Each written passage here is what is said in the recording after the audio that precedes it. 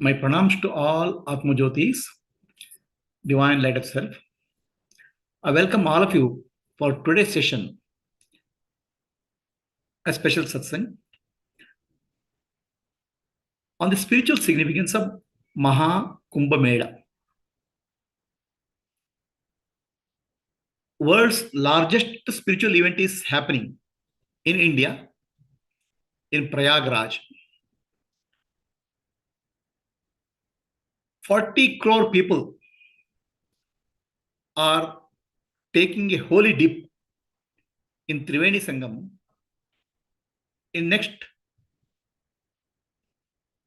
couple of days up to Mahashivratri, starting from Makara Sankranti.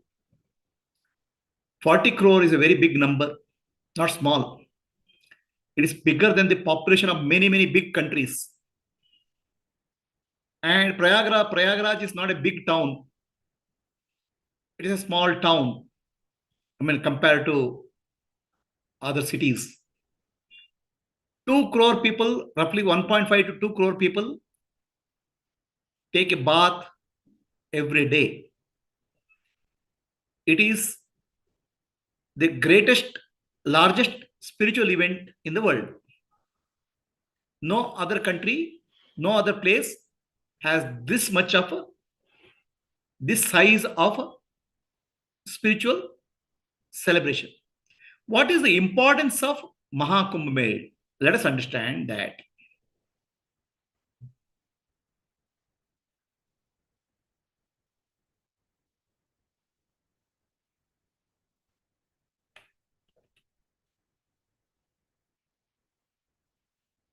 Maha Kumbhmela, many people, commoners, monks, come to take a holy dip in the Prayagraj.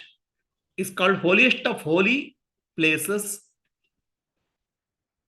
To get this holy bath, people come from far and wide. So look at this picture. On the left hand side, you see a business meeting, and right hand side, you see a spiritual meeting. What is happening here? In the business meeting, there is somebody who is talking to others, telling them about his business. The meetings happen for business and money. But spirituality, for the purpose of spirituality, very large scale events happen only in India. What happens here is there are many spiritual seekers from all over India or many parts of the world. They come once in a couple of years, and the people who have done sadhana, spiritual sadhana, in Himalayas, in caves, in forests, the monks, they come down to this place, Prayagraj, to share their experience. So there's a knowledge, the seekers will get the knowledge from the people who have wisdom of sadhana and tapasya. It's actually an educational event where education about spirituality, education about religion is given to the society. Those who can give education, they are actually living in forests and mountains. They come down to pass on their knowledge to the next generation. So that way, it's an educational event. It's a spiritual meeting. Now, let us understand the Adi Bhautika or physical significance of this event. Kumbh Mela happens once in every 12 years. There are half Kumbh Mela, Ardha Kumbh Mela, 6 years, and Maha Kumbh Mela once in 144 years. What is special about that? When the sun, the moon, and the Jupiter come in certain alignment in the constellation, so that point is auspicious for Kumbh Mela. What is that? So the 3 planets, sun in astrology represents the Atma. The moon in astrology represents the mind, not individual, cosmic mind, cosmic self. And Jupiter is called Deva Guru. It represents the wisdom, enlightenment. The sun represents the Atma, cosmic self, Paramatma. The moon represents the cosmic mind, and Jupiter represents the wisdom or enlightenment. So these three planets come in alignment, certain alignment. That time is auspicious because the forces, the gravitational forces of these planets align in such a way for helping the upliftment of the society, upliftment of people, consciousness. So that alignment,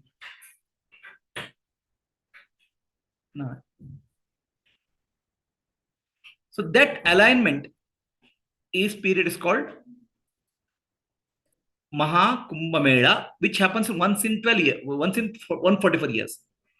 The sun goes around the constellation, each constellation, once in 12 years. On a larger orbit, it happens once in 144 years, with the precise alignment of three planets, sun, moon, and Jupiter. And at specific place on the earth, the energies will be high, very high energies will be there. So those places are called Shakti Pitas, Shakti Sthanas.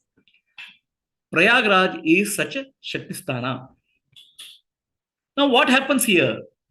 You can see here, the planets are moving and sun is moving. Everything in the universe is moving. When there's a movement, it produces a force, right? When something moves, it produces a force. There are two types of forces, centripetal and centrifugal. So those forces operate on human beings. This is how the astrology works. At the cosmic level, events affect us whether we don't know it or not. And this alignment of Jupiter, moon, and sun together causes a energy vortex or energy flow at a specific point in the earth. So that point is called Prayagraj. Yeah, there's a speciality at that point. The speciality, right hand side, you can see a river. The three rivers join together. This is called Sangama. So when three rivers come together at one place, join together, it appears like water, but really underlying this is the energy movement which is happening. The energy movement is bringing three rivers together. So those points are called energy vortexes, and that energy vortex at the Prayagraj gets a maximum energy during the cosmic alignment, the cosmic current, Jupiter, moon, and sun getting aligned in a specific constellation. So this is what our ancestors discovered. And these are the places our ancestors built temples where energy points are there. They're called Shakti Pitas or Jyotirlingas. The energy points they identified. And Prayagraj is a very, very important energy point where cosmic energies peak at certain points of time. So there are four places: Ujjaini, Haridwar, Nasik, and Prayagraj, where this energy upsurge happens. Prayagraj, of all the places, has a maximum energy flow during the Kumbh period. Huh? No, that's a maximum point. It affects everywhere. Now also, here also it will get affected, but the peak point will be there. The energy flow will be there everywhere. Okay, the peak center of that will go to Prayagraj. That place where we took that holy dip, three rivers meet, that place will have a maximum energy flow. It's like a energy column or energy vortex. So why are we discussing this? The universe we call as Brahmanda, and individual we call as Pindanda. The universe, whatever is happening in the universe, affects the individual. The energy flow in the universe normally pulls the living beings to gravity. Like the energy moves downwards in the spinal cord. When the spiritual energy is high, the energy move starts moving upwards in the spinal cord. It's against gravity. So the energy movement upward is actually expansion of consciousness. So that's where the opportunity of Kumbh Mela is a point where energy can rise, and that's why it is called mokshadaika. It can cause it is liberation. And you have to see 440 crore people coming to one small city, and you have to understand the craving of the people for mukti, liberation. There is so much of deep craving within the human society for liberation, and they're coming there. And what happens? The energy can reverse in the spinal cord from bottom to top. That is the opportunity there. So now coming to metaphysical, that's about physical. Metaphysical is Devatas, the divine beings, and Asuras, demons, they churn the Milky Ocean using a serpent called Vasuki. And in churning, lot of gifts came, and finally Amrita came, nectar. The nectar, while being transported to Devatas, fell, couple of drops fell, and the drops fell in the area of Prayagraj, Nasik, Haridwar, these centers. That's what mythological says. And the which happens repeats is called the Kumbh Mela, Parvakala. So the nectar gives immortality. In a sense, it's not about immortality, it's about mukti, eternal life. That's the opportunity. Now let us come to spiritual significance, Adhyatmika of this event. In a sense,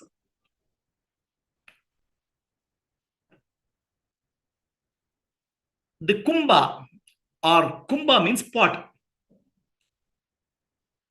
Human body is a Kumbha, pot. Do you know why? 70% of human body is water. Human body is like a pot. It stores water. 70% is water. Earth is 70% water. And in the mother's womb, we were born in water. Water is life. Life always originates in water. In the water of the mother's womb, the child grows. So water is associated with life. Okay. During Kumbh Mela, all the people going to a river place tells our urge to go back to the origin of life. Origin of life is water. A holy place where energy levels are high, and we want to go back to our source, mukti. So that's what Kumbh Mela is about. Human body is like a pot. So this is actually what we call, this body is a kumbha, pot. And we have seen in temples or at puja time, we do Purna Kumbha Darshana. We keep a pot full of water with a coconut. It's called Purna Kumbha. It's Kalasha or Purna Kumbha. So now, when a saint or Mahatma comes to the house, or Mahatma comes to the temple, he is shown a Purna Kumbha Darshana. That means a Purna Kumbha is taken in front of him. A puja room, we keep a Purna Kumbha. Purna Kumbha means full pot.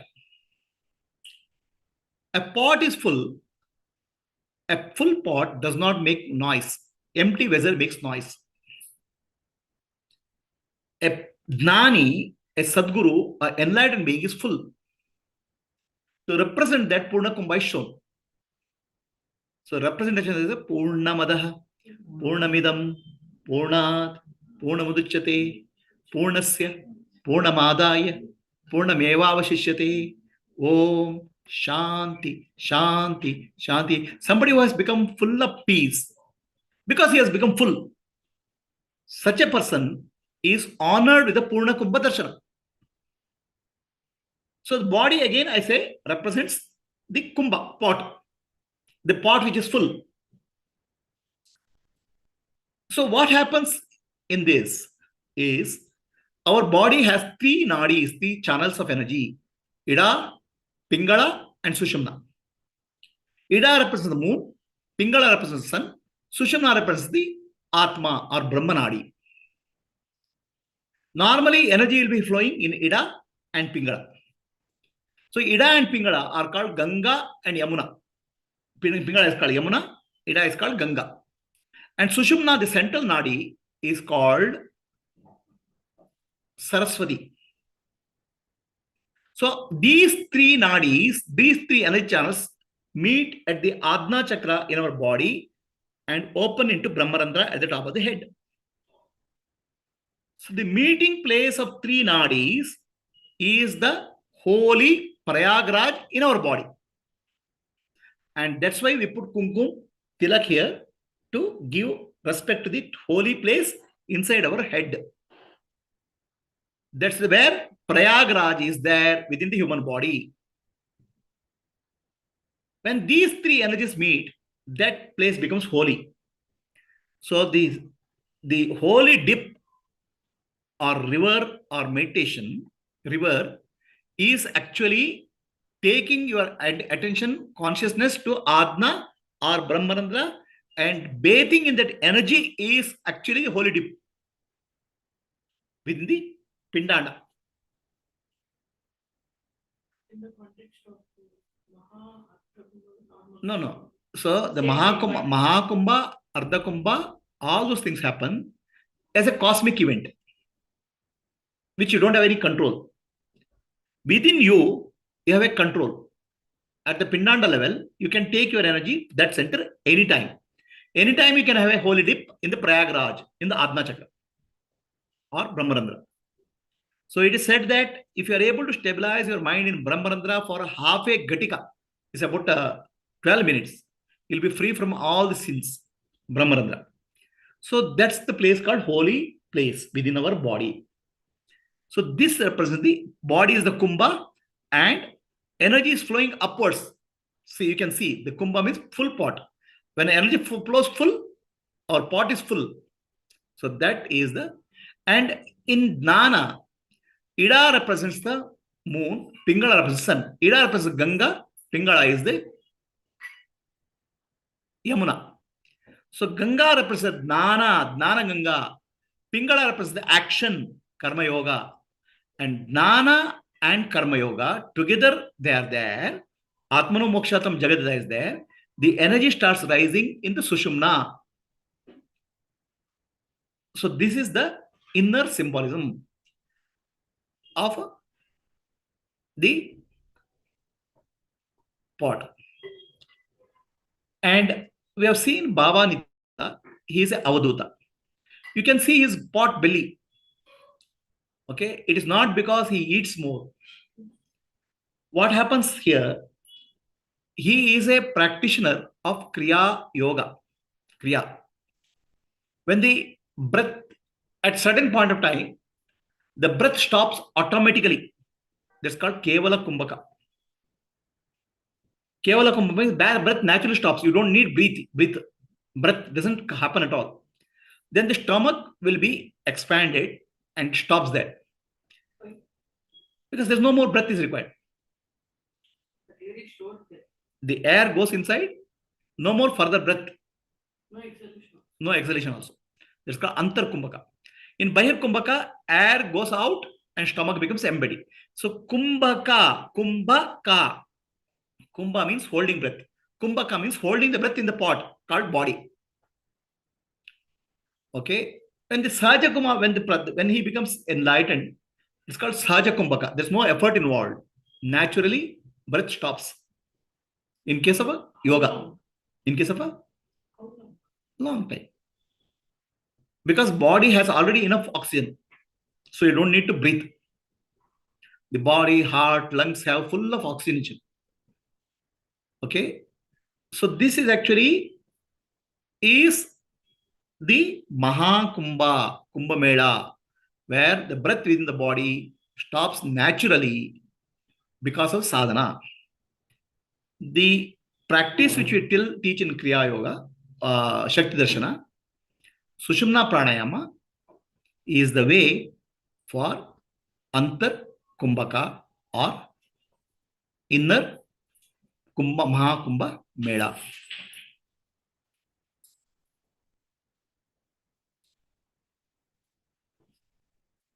Any questions are there from anybody on Zoom? Was it clear?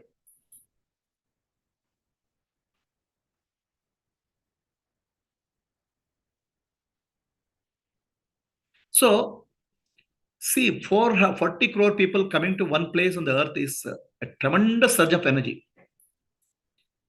We all of us cannot go there. But during this period, we can generate the energy internally and we can have Kumbha bath internally through the pranayama techniques which has been taught in the Shakti Darshana program.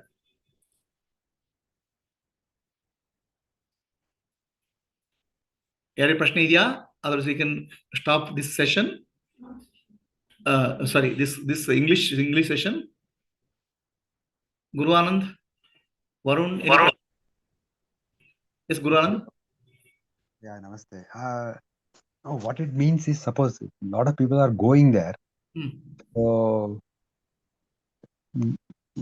is it necessary to go there, or I mean, see, what is the human journey, right, Guru Ananda, starts at the 3 levels: at the physical level, at the metaphysical level, at the spiritual level. So the most of the people, they want a physical journey. Once you start the internal journey, it does not matter where you go, where you don't go. Okay. Right? People don't know that inner energy movements. They will go there. And those who know inner energy movements also will get benefit because the energy movement is there. And to see the humanity itself is upsurging. It's like a huge event, right? Yes. But ultimately, from the physical to metaphysical, you have to come to spiritual. Then others will become irrelevant. Got it. That means if you already done some level of sadhana, so going there is nothing wrong, but at the same time, not necessarily you have to go there. Yeah, you will not go for energy. You'll see, you would like to see that so much of humanity, saints, monks coming. So it's like more like a spiritual congregation you go. But the energy movement will help people who have not seen the inner energy movements. Yes. That could be a beginning for further sadhana. That will be beginning for sadhana. And also it's a place where people from Himalayas and various types of monks and everybody comes. You get meeting those people. It's like a conference, business conference. It's like a spiritual conference, right? Meet those people, you'll get energized, your faith gets strengthened, and you may learn something from them. Yes, correct. It's always going there also is very positive, but yes. Yeah. That's good. That's right. Thank you. Okay. Yes, Varun, any questions? No, Guruji, I had the same question as Guru Anandji. Yeah. Okay. If there are no questions, Satyavati or Satyalata, I don't know. Yeah, Deepa, any questions? Hari Om, question illa Guruji, tumba clear it. Chanagitte. Guruji, Abhilash here. Yeah, Abhilash, go ahead. Guruji, just in case if I get a chance to go there now, what is that I can do there, Guruji, apart from taking bath? See, basically, going there, depending on your karma, prarabdha karma, you may meet a person, holy person, or you may meet a saint who may influence your spiritual life. But that you can't find. It has to happen. Correct. Right? Okay. So, all that you go there is with the hope that Something happens. Something happens. It's an ocean of humanity. There's a very likely chance that you may come across people or Mahatmas. And not all the people who come there are Mahatmas, okay? That also you have to be careful. There are many people who are ordinary. But depending on your depending on your destiny, reception, you may meet. But otherwise, being sheerly in that humanity, ocean of humanity, and in that fervor of divinity, experience, some deeper transformation can happen within you. Okay. Right? Okay. Thank you, Guruji. Namaste. All clear, Prabhuji. All clear. So most of the time, it should 24/7 Kumbh Mela should happen here only. Yeah. Your body is the Kumbha. Your body is the pot. And Right. Maha Kumbh Mela should keep on happening only. It should not stop. Correct. Right? So, outer journey is called physical, metaphysical. And devotional journey is called, outer journey is called physical, Adibhautika. Devotion journey is called metaphysical. Spiritual journey is called Adhyatmika. Spiritual journey has to happen within. Okay. So, we'll stop at this point. And another 5 minutes, we'll start Kannada. Namaste.